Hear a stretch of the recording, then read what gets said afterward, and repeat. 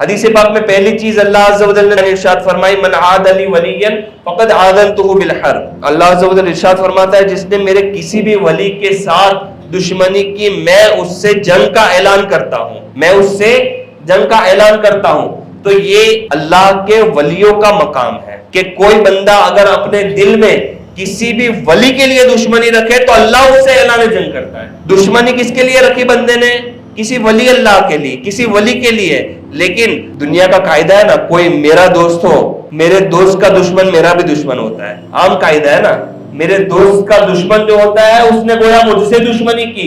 یہ دوستی کا عام قاعدہ ہمیں پتا ہے. تو یہاں اللہ عز و جل کی بارگاہ میں یہ دیکھا گیا کہ جو بھی اللہ کے دوست سے دشمنی رکھے تو اللہ تعالیٰ اس سے اعلان جنگ فرما دیتا ہے. اب جب دو انسانوں میں لڑائی ہوتی ہے تو یہ پاسبل ہے کہ ایک بندہ جو ہے جس نے جنگ کی یا جس سے جنگ ہوئی، دونوں کے پاس چانس ہے کہ وہ جیت سکتا ہے.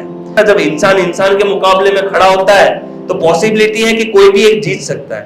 لیکن اس سینیریو میں دیکھیں، اس کیس میں دیکھیں تو جنگ انسان کی انسان کے ساتھ نہیں ہو رہی ہے. یہاں پر اللہ عز و جل یہ اعلان فرما رہا ہے کہ میں اعلان جنگ کرتا ہوں. یعنی تم نے میرے ولی سے، میرے دوست سے دشمنی کی تو میں تمہارے ساتھ اعلان جنگ کر رہا ہوں. اب کسی کی ہمت ہے کہ اللہ عز و جل کے سامنے وہ جنگ میں کھڑا ہو اور وہ جیت سکے؟ ہے کوئی دنیا میں ایسا جو اللہ کے سامنے جنگ کر کے جیت سکتا ہو؟ اللہ کے سامنے کسی نے جنگ کی تو اس کا مطلب یہی ہے کہ ذلت اور رسوائی اور شکست ہی ہمارے ہاتھ آنی ہے. کسی نے اللہ سے اگر جنگ کر دی نا تو جیتنے کا کوئی چانس ہی نہیں ہے. اللہ عز و جل اگر کسی سے اعلان جنگ کر دے نا تو کون جیت سکتا ہے؟ ہے کسی میں ہمت؟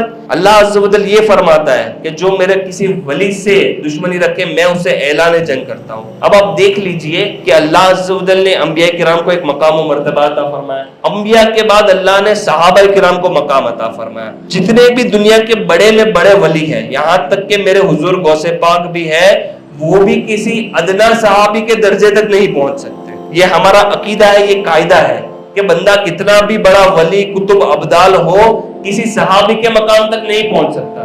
تو اب جب بندہ ایک ولی سے دشمنی کر لے تو اللہ اس سے اعلان جنگ کر دے. تو اگر بندہ اپنے دل میں صحابہ کرام میں سے کسی ایک کے لیے بھی بغض لے کر بیٹھا ہو، صحابہ میں سے کسی ایک کو بھی گالیاں بکتا ہو تو اس کا کیا انجام ہوگا؟ جب ایک ولی کے لیے اللہ عز و جل اعلان جنگ کر دے تو یہ تو صحابی ہے جس نے میرے آقا صلی اللہ علیہ وسلم کا دیدار کیا ہے.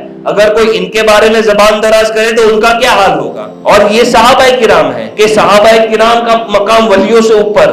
اب میں ان لوگوں سے سوال کرتا ہوں جنہوں نے میرے آقا صلی اللہ تعالیٰ علیہ وسلم کی گستاخیاں کی، جنہوں نے معاذ اللہ میرے آقا صلی اللہ علیہ وسلم کے لیے نہ بولنے والے الفاظ بولے.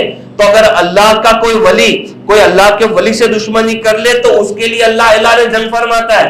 تو جو اللہ کے سب سے چہیتے نبی کے ساتھ دشمنی کر لے اس کا کیا عالم ہوگا، اس کا کیا حشر ہوگا؟ جو گستاخ رسول ہے، جو آقا صلی اللہ علیہ وسلم کی گستاخی کرتے ان کا کیا عالم ہوگا؟ جب ایک ولی کو یہ مقام حاصل ہے تو یہ تو نبیوں کے سردار ہے، وجہ تخلیق کائنات ہے. کوئی ان کی گستاخی کر لے، کوئی ان کی دشمنی اپنے دل میں بٹھا لے تو کیا وہ کامیاب ہو سکتا ہے؟